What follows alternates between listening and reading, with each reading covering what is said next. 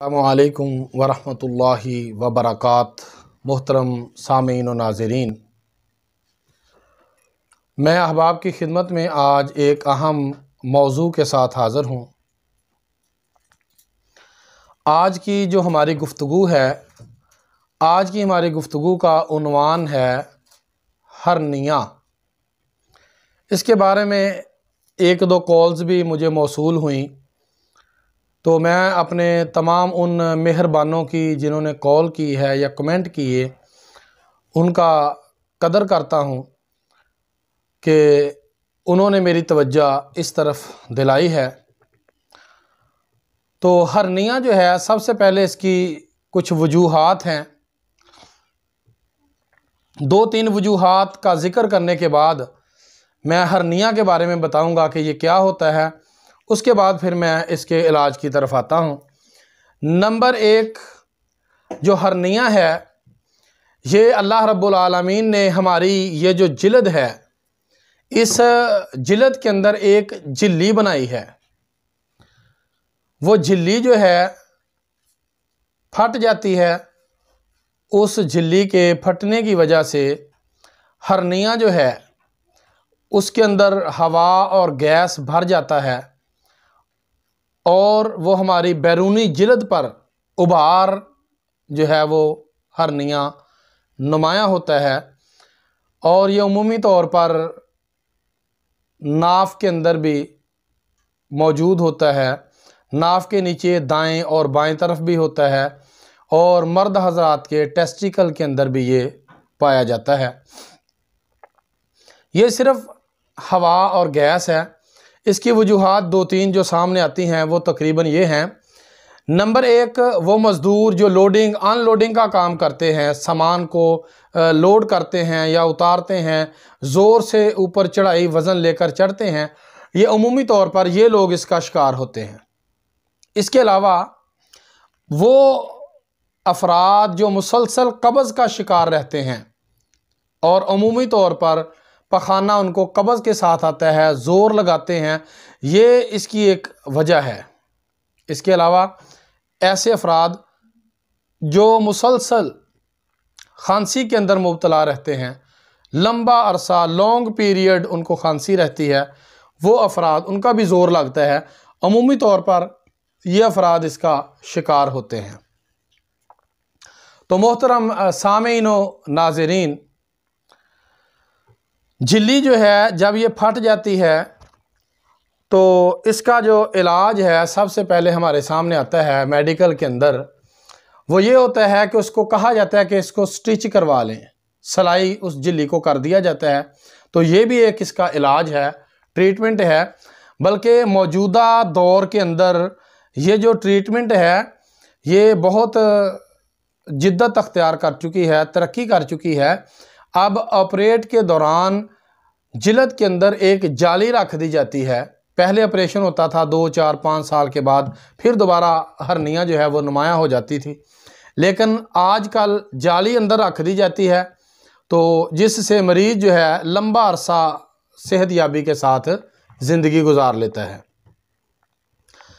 तो इसी तरह बाज़ औक़ात जो मरीज़ डर जाते हैं कि ऑपरेशन एक ऐसा, बेशक माइनर सा ऑपरेशन, छोटा सा ऑपरेशन हो, तो लोग उससे बड़े ख़ाइफ़ होते हैं, ऑपरेशन के नाम से ही डर जाते हैं।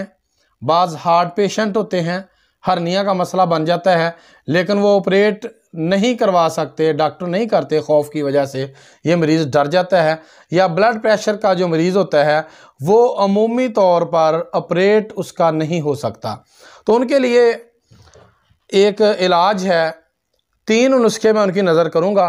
अगर वो तीनों इकट्ठे भी अप्लाई कर लें, खाने से पहले, खाने के बाद, फिर कुछ आधे घंटे के बाद, तीनों नुस्खे, या एक नुस्खा अप्लाई कर लें, फिर दूसरा कर लें, फिर बाद में तीसरा कर लें, तो ये भी बेहतर है। ये इसकी जो तहरीक है, जो हवा है, इसकी तहरीक हवा है।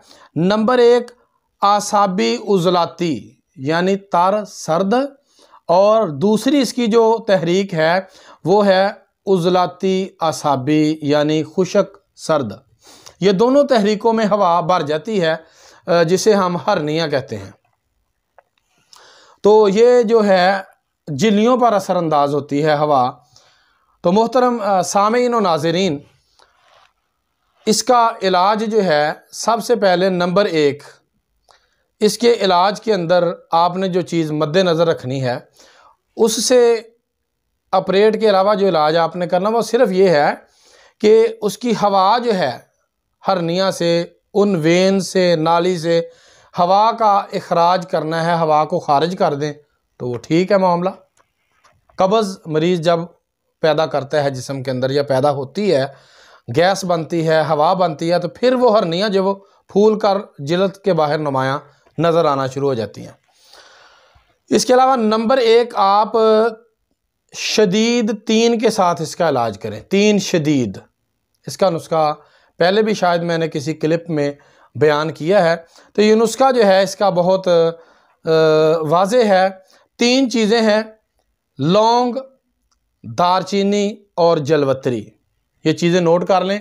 लौंग, दारचीनी, जलवत्री 10-10 ग्राम, 20-20 ग्राम, 30-30 ग्राम, ये बराबर वज़न इनको कर सकते हैं आप। बराबर वज़न करके इनका सफ़ूफ बना लें। 500 mg कैप्सूल भर लें या चने बराबर इसकी गोली बना लें। सुबह दोपहर शाम इसको इस्तेमाल करें। इंशाअल्लाह ये फौरी तौर पर वेन के अंदर, नालियों के अंदर, हर्निया के अंदर भरी हुई जो हवा और गैस है उसको फौरी तौर पे खारिज कर देगी। नंबर 2, आप इसका इलाज 4 मुलय्यन में कर सकते हैं। मुलय्यन 4 के साथ भी इसका इलाज मुमकिन है। नुस्खा नोट कर लें। नंबर 1 अजवाइन, नंबर 2 तेज़ पात, नंबर 3 सुर्ख राई और नंबर 4 गंधक आंवला सार। गंधक आंवला सार के अलावा बाकी तमाम चीज़ें 40-40 ग्राम हैं, 40-40 ग्राम। और जो गंधक आंवला सार है, ये गंधक आंवला सार 120 ग्राम, इसका भी 500 mg का कैप्सूल भर लें। सुबह दोपहर शाम मरीज़ को इस्तेमाल करवाएं। इंशाअल्लाह फौरी तौर पर अंतड़ियों के अंदर और इस वेन के अंदर, हर्निया के अंदर भरी हुई हवा फौरी तौर पे इंशाअल्लाह खारिज हो जाएगी। तो इसके अलावा मोहतरम सामीन व नाज़रीन, ये 2 नुस्खे मैंने अहबाब की नज़र कर दिए हैं। अब तीसरा नुस्खा जो है ये हाज़म 5 का है। तीनों इकट्ठे भी अप्लाई कर सकते हैं, खिला सकते हैं। एक खाने के आधा घंटा पहले, खाने के 10 मिनट बाद, खाने के 15 मिनट बाद तीसरा, इस तरह भी, और एक एक करके अलग-अलग भी आप इसको अप्लाई कर सकते हैं। तो 5 नंबर हाज़म का नुस्खा भी नोट कर लें। नंबर 1 सूंड, नौशादर, फिलफिल स्याह यानी मिर्च स्याह भी हम इसे कहते हैं, और मगा, पिपलामोल, मगा यानी पिपलामोल, ये तमाम चीज़ें, चारों चीज़ें 10-10 ग्राम हैं।